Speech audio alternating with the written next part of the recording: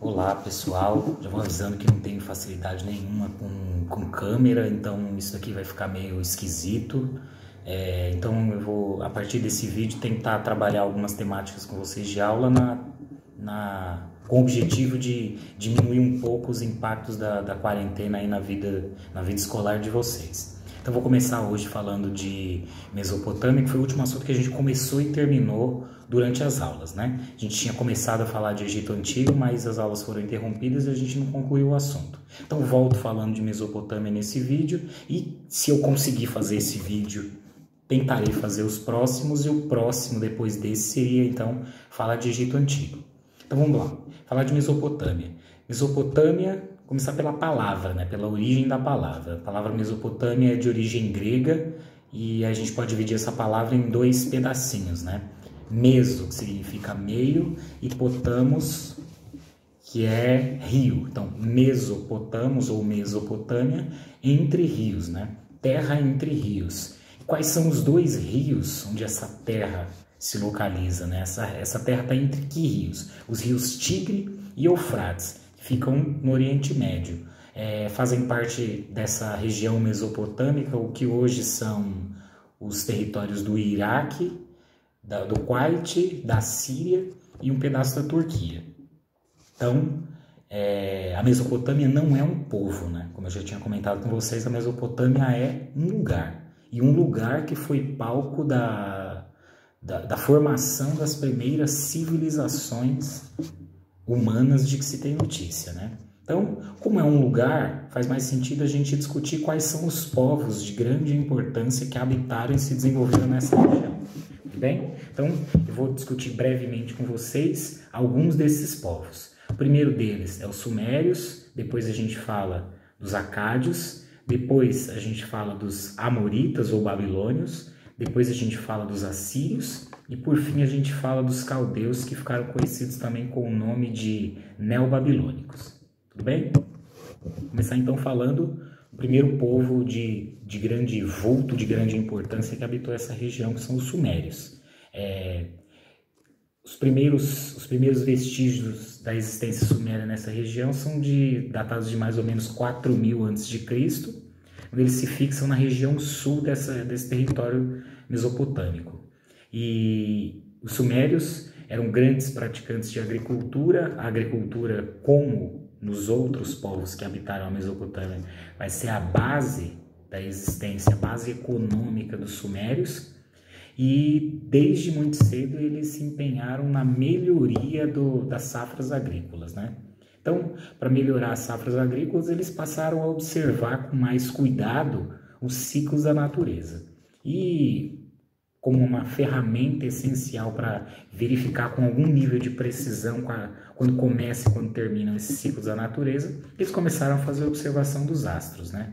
Porque aí vocês, como eu já tinha comentado com vocês em aulas, vocês observam os céus, vocês percebem que com o passar do tempo, as constelações elas vão se movimentando, a posição da Lua vai se alterando, o formato da Lua vai se alterando, uma série de modificações vai acontecendo no céu ao longo do tempo, e essas modificações elas são cíclicas, as coisas acontecem de determinada maneira, e com o passar do tempo o ciclo se completa e elas voltam a se repetir, a acontecer de novo.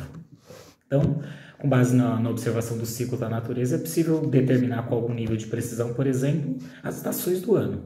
E as estações do ano, quando faz frio, quando é mais quente, quando as folhas se desprendem, quando as flores brotam, as características de cada estação do ano, elas são determinantes para se ter uma base interessante de quando se deve plantar, de quando se deve colher, o que se deve plantar e o que se deve colher. Então, a observação dos astros, a observação astronômica praticada desde há muito tempo pelos sumérios foi essencial na melhoria da prática do cultivo das terras desse povo e fez com que eles rapidamente conseguissem desenvolver aí um nível maior de produtividade na agricultura. Então, a observação dos astros melhorou o cultivo, mas eles também não pararam por aí. Para melhorar o cultivo também, eles introduziram o arado de cobre. Antes os arados eram feitos de madeira, então para revolver a terra o arado de madeira não era tão eficiente quanto de cobre, já que não sulcava, não remexia a terra tão profundamente e não trazia tantos nutrientes de baixo para cima, e esses nutrientes são essenciais para que as sementes germinem, né? Então quando você, como os sumérios, introduz o arado de cobre, você incrementa a produtividade. Eles também, para puxar esse arado de cobre, introduziram a tração animal, né? Passaram a fazer com que os bois puxassem esses arados e não apenas as pessoas. Então, essas duas inovações melhoraram a produtividade nas terras sumérias, o que permitiu que uma parte da população que antes se dedicava à agricultura passasse a se dedicar a outras atividades, facilitando imensamente a vida desse povo. Sim, atribui-se também aos sumérios a invenção da roda, né, a utilização da roda, por exemplo, para fazer carro puxado por animais, e também a invenção do vidro. Mas a invenção suméria que talvez tenha maior importância é a invenção da escrita. Os sumérios são o primeiro povo, né, que a gente sabe, que a gente tem notícia, a criar uma forma de escrita que era conhecida com o nome de escrita cuneiforme. Cuneiforme, como eu já comentei com vocês, vem da palavra cunha, de cunhar, de desenhar. Eu tinha falado que não existia papel no período, então eles cunhavam, eles faziam as escritas numa placa de argila, e nessa placa de argila, com uma ponta de um estilete, eles iam desenhando a escrita, né? Que eu falei que era uma escrita também pictográfica, e uma escrita pictográfica é quando um símbolo, um desenho significa uma palavra, uma frase ou uma coisa. Essa escrita pictográfica utilizada pelos sumérios era gravada em placas de argila, que eram cunhadas, né, que eram desenhadas, e depois de cunhadas, depois de desenhadas, por isso conhecidas com o nome de escrita cuneiforme, essas placas de argila iam ao forno, e aí, uma vez retiradas do forno, já estava uma placa rígida, guardava-se aquele escrito ali e ele ficava disponível para consulta dos escribas, né, que eram responsáveis por escrever e por armazenar esses escritos. Eles ficavam ali disponíveis para o momento em que fosse necessário. Então os sumérios tiveram grande importância para a história da humanidade por essa série de invenções que eles introduziram, né? Só que os sumérios não dominaram a região para sempre. Eles tiveram um relativo domínio entre os anos 4000 e até 2300 mais ou menos, e por volta desse ano eles foram dominados por um outro povo também originário da região, que eram os acadianos. Os acádios, sob a liderança do seu rei principal, Sargão I, dominou a região sul e a região central da Mesopotâmia e formou aquilo que foi o primeiro império da história, né? Por que é o primeiro império da história? Porque pela primeira vez um povo domina uma região que não tem como habitantes apenas os membros de seu próprio povo. Eles dominaram outros povos, como os sumérios, por exemplo. Então, eles constituíram aquilo que a gente chama de império multiétnico. Dominam não só territórios com presença acadiana, mas com presença de uma série de outros povos. E essa foi a principal inovação dos acádios na região, né? Depois dos acádios, lá na frente, os acádios dominaram a região por cerca de 300 anos, mas lá na frente os acadianos deram lugar então ao domínio de um outro povo, dos amoritas, que eles eram originários da região central da Mesopotâmia e passaram a dominar os acádios e uma série de outros povos. Os amoritas passaram a ser conhecidos pelos outros povos, pelos povos vizinhos, como babilônicos ou babilônios, porque fundaram a cidade da Babilônia e fizeram dessa cidade, que ficou muito famosa e deu muita importância, fizeram dessa cidade a capital do seu império. Então, os amoritas passaram a ser conhecidos como babilônios.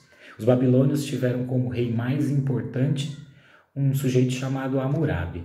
E a importância maior do Hammurabi se deu porque ele mandou escrever, mandou elaborar o primeiro código de leis, né, escrito de que se tem notícia. Então, ele mandou cravar isso daí, eram mais de 200 artigos, ele mandou cravar isso daí numa placa de metal e, a partir de então, foi possível a todos os habitantes do Império Babilônico consultarem as leis antes de serem julgados por elas. Isso daí tira o arbítrio, tira uma parte da possibilidade do juiz de cometer injustiças, né? Porque se antes a lei era baseada apenas no costume e cada um podia distorcer a lei como bem entendia para favorecer alguém ou desfavorecer alguém, como agora a lei está escrita e está disponível para todos, a possibilidade de você cometer esse tipo de desvio ela é muito menor, sim? Então, esse primeiro código de leis escrito, ela tem importância fundamental. E esse código de leis ficou conhecido como o Código Hammurabi, né? Que foi o rei que mandou elaborá-lo. Mas também ficou conhecido como Lei do Talião, olho por olho, dente por dente. Por quê? Porque a lógica de punição ao infrator nesse código de leis era tentar infringir ao criminoso o mesmo dano que ele causou à vítima. Como eu falei para vocês, se numa briga alguém cegou alguém, eu ceguei alguém, então eu provavelmente serei condenado a perder a visão de um olho. Eu tinha dado exemplo também de, sei lá, um engenheiro que mandou construir uma casa, a casa caiu, matou o dono, matou o filho do dono. Então, esse engenheiro vai ter como punição que seu filho seja condenado à morte. Então, a lógica desse código é fazer com que o infrator tenha o mesmo dano que causou a vítima. Tudo bem? Os babilônios babilônios ou amoritas, depois de algum tempo, acabaram sendo dominados por um outro povo de grande importância, que foram os assírios. Os assírios eram originários do norte da Mesopotâmia e, por volta de 1200, mais ou menos, antes de Cristo, dominaram o conjunto da região. Os assírios são um povo de característica militarista, né? E todo o foco desse povo estava voltado para a guerra. Então, daí eles tiveram alguma vantagem.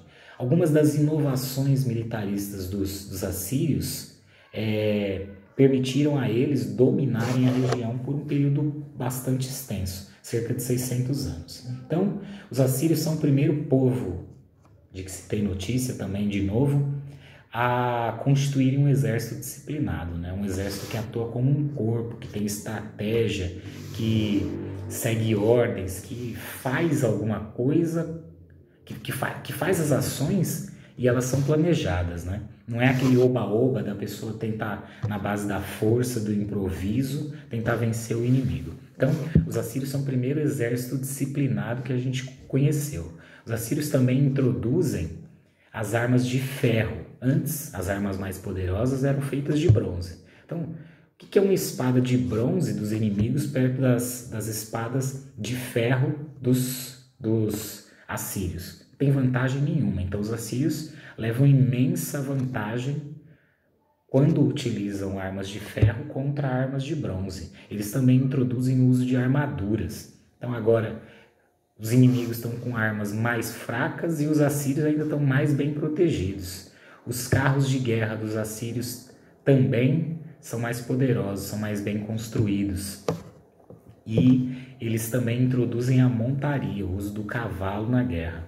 Esse conjunto de inovações militares permitiu aos assírios dominarem com grande facilidade um número grande de povos, né? Diz-se também que os assírios eram muito cruéis com os vencidos, né?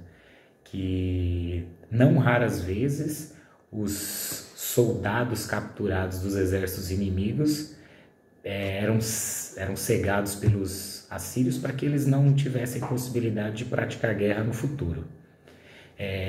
Diz-se também que os assírios acabavam com rebeliões, destruindo os povos e pegando muitos dos cadáveres que eram feitos nessa guerra e pendurando ao longo de uma estrada para dar o exemplo tanto para o povo que se rebelou quanto para os outros povos. Então, a crueldade com que os assírios tratavam os vencidos e os grupos que se rebelavam contra o seu domínio era uma estratégia para manter o conjunto desses povos sob controle, para manter o conjunto desses povos amedrontado, né? Isso durou algum tempo, mas não durou para sempre. Só que os assírios não são só crueldade, né? Então teve um período ali de florescimento da cultura assíria em que vários grupos se interessaram por várias áreas de estudo e conseguiram desenvolver vários campos do conhecimento. E produziram tanta coisa que formaram uma biblioteca imensa na capital do Império Assírio, que era uma cidade chamada Nínive, e essa grande biblioteca, a Biblioteca de Nínive, reunia produções, obras de vários povos da região e foi responsável aí pela preservação e disseminação de uma série de conhecimentos, né? Então os assírios também produziram bastante cultura e foram responsáveis pela preservação de muito conhecimento que foi produzido ali. E aí, por volta do ano 612 a.C., os assírios foram dominados por um outro povo, né, que se rebelou contra o seu domínio, que eram os caldeus.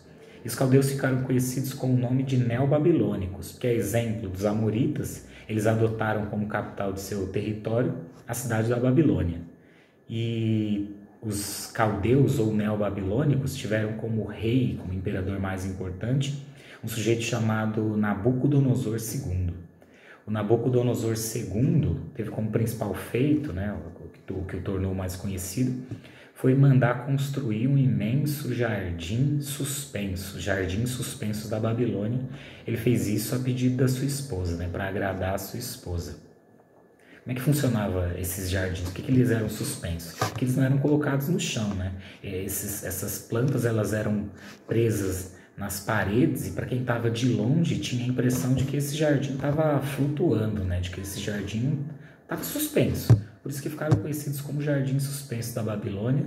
E esses jardins são considerados, junto, por exemplo, com a Biblioteca de Alexandria ou as Pirâmides do Egito, como uma das 7 maravilhas do mundo antigo.